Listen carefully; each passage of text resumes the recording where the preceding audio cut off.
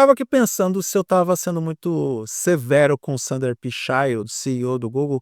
Ele recentemente deu uma palestra, aquela palestra de formandos da Universidade de Stanford, ele é daquela universidade, com aquele discurso motivacional, com aquelas falas bonitas, dando 3 conselhos para o coletivo, para os alunos, para os formandos. Só que, sei lá, eu achei muito cômoda a posição do Pichai em dar conselhos relacionados à vida, à desconexão, olha, busque os seus sonhos, persiga os seus sonhos, na posição dele de CEO de uma das empresas mais poderosas do mundo. É mais controverso ainda quando ele tenta enfiar a goela abaixo de todo mundo plataformas de inteligência artificial e, em paralelo a isso, demitindo profissionais e funcionários do Google que não vão ter a mesma chance de ter uma vida estável e a tranquilidade para ele poder trabalhar essas 3 dicas ou conselhos que o Pichai compartilhou para os alunos lá em Stanford.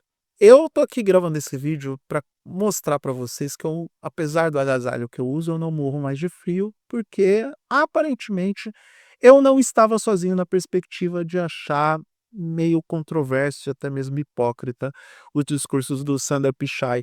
Eu vou abrir aqui a minha página pessoal no eduardomoreira.com.br.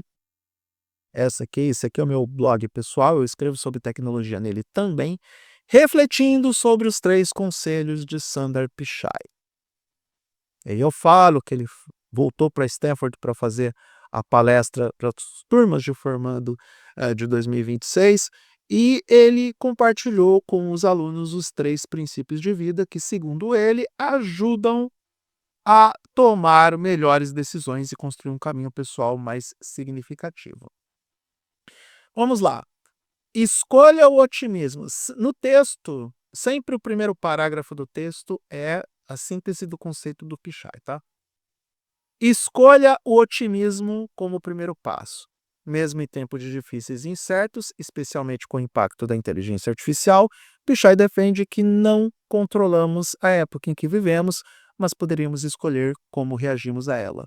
Pichai não tem como reagir ao tempo da inteligência artificial quando essa mesma tecnologia promove demissões em massa dentro do Google, quando tem gente perdendo o emprego por conta do Gemini, quando tem gente ficando desempregada porque algumas empresas acreditam que pode substituir um redator ou um roteirista por um chatbot. E aí o resultado disso todo mundo já sabe. Filmes como o roteiro de Madame Teia, que todo mundo viu que é aquela desgraça. Segundo conselho do Sundar Pichai, diga sim para coisas difíceis.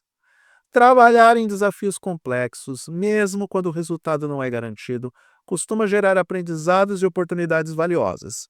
E isso também não deixa de ser verdade.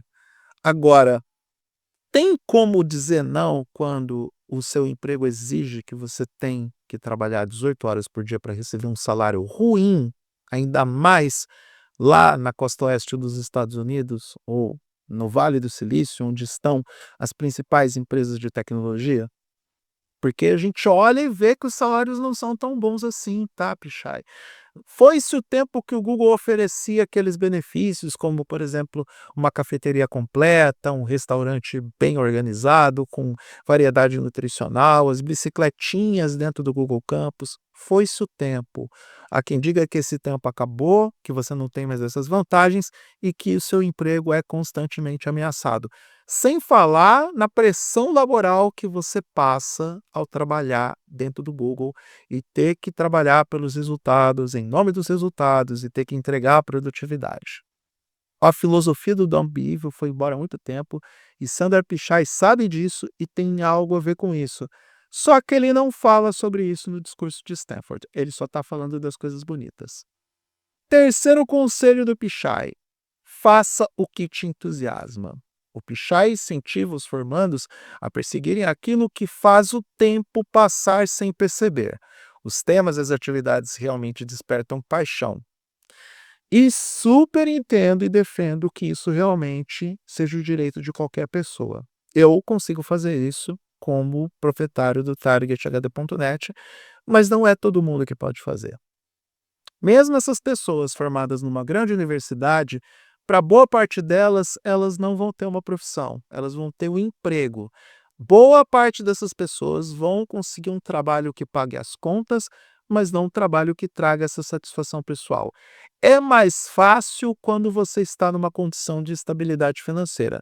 Não sou eu aqui para julgar a trajetória profissional do Sundar Pichai, eu acredito que ele teve que lutar bastante para poder alcançar os posicionamentos dele dentro do Google, alcançar as posições profissionais dentro da empresa, mas é muito mais fácil falar sobre isso quando você está estável. E a cereja do bolo desse discurso é maravilhosa, tá? Abre aspas. O conselho mais valioso é o que não depende da tecnologia, fecha aspas. E aí eu desafio o Pichai a entregar o seu emprego, a entregar o seu cargo de CEO do Google para ver se ele vive sem a tecnologia de alguma forma, para ver se ele consegue manter a sua casa, manter a sua família, manter o seu emprego sem a tecnologia que ele mesmo assina da canetada para o desenvolvimento. Pelo visto, não fui o único que se incomodou com todas essas falas do Sundar Pichai, porque os universitários que estavam presentes lá em Stanford abandonaram o discurso dele em protesto contra a inteligência artificial, inclusive a inteligência artificial que o próprio Google desenvolve. Ele foi vaiado durante o discurso dele. A manifestação contestou contratos da empresa com o governo dos Estados Unidos. É, amigo. Dezenas de estudantes da Universidade de Stanford dos Estados Unidos abandonaram a cerimônia de formatura no momento em que o CEO do Google, Sundar Pichai, foi chamado ao palco para discursar. O processo criticava os contratos entre empresas e governos, especialmente os que envolvem inteligência artificial.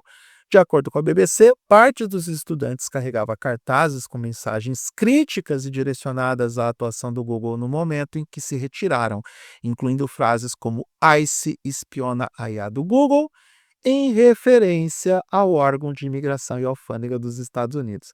Temos aqui um vídeo que provavelmente vai cair na página do X, onde mostra a manifestação dos estudantes. Tá aqui. E a galera com bandeiras, sabe? Foi muita gente, tá? Foi esvaziado o discurso. Tudo bem, teve uma galera que ficou, mas você vê a quantidade de cadeiras que ficaram vazias com esse protesto, hein?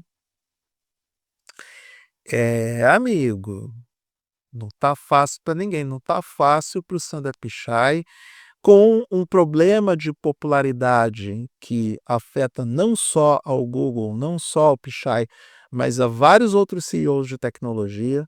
A gente vê os executivos da Microsoft, da OpenAI, da Anthropic, da Apple, todos passando mais ou menos pela mesma coisa, pelo mesmo comportamento de parte do coletivo que não concorda com essa proximidade das empresas de tecnologia com as agências do governo e com o governo dos Estados Unidos.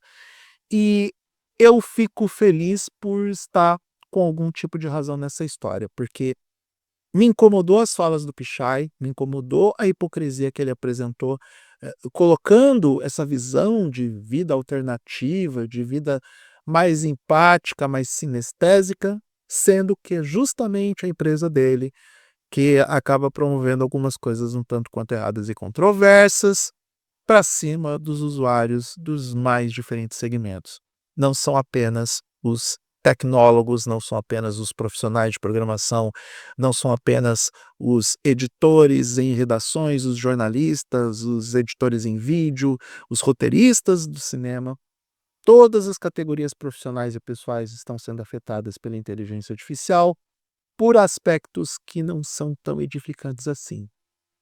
A inteligência artificial deveria existir para ajudar o ser humano a realizar mais rápido aquelas tarefas que são mais maçantes. Mas matar por completo a criatividade, obliterar a possibilidade do ser humano aprender e desenvolver um raciocínio próprio e até mesmo senso crítico, direito de contraditório, o espaço para o contraditório, tudo isso acaba sendo eclipsado por essa tecnologia que muito em partes passa pelas decisões tomadas por o senhor Sundar Pichai. E querer pregar um discurso desse para cima de uma geração que entende melhor essas mecânicas retóricas é sim um tiro no pé, e eu espero que o Pichai esteja bem depois de ter mandado uma bazuca no pé dele, nessa tentativa de entregar uma narrativa mais próxima do que seria um mundo perfeito, mas o mundo perfeito a essa altura do campeonato está bem longe de existir. Se você gostou do que viu nesse vídeo, se inscreva no canal, dê o like, compartilhe o conteúdo, clique na sineta para receber as notificações de novos vídeos, porque de onde veio esse, virão mais. Eu sou Eduardo Moreira, agradeço a atenção até aqui, um grande abraço para todo mundo e até a próxima.